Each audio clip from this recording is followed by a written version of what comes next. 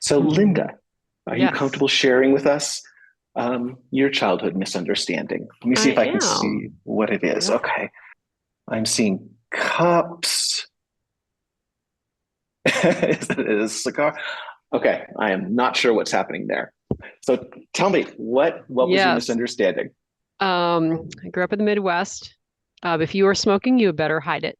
So this is my grandmother, and she was also the only person. We weren't Mormons. We were allowed to drink coffee, but who drank coffee. So all people who are smoking must indeed drink coffee. That is like must be the rule, because those two devices go together. And of course, see now that and so every day as I see people worship coffee, I'm like, where is the smoking? Where is the smoking?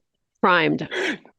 Was there a Yeah. point that you realized that wasn't the case, or I did think it there's just even a movie eventually like dawn on you?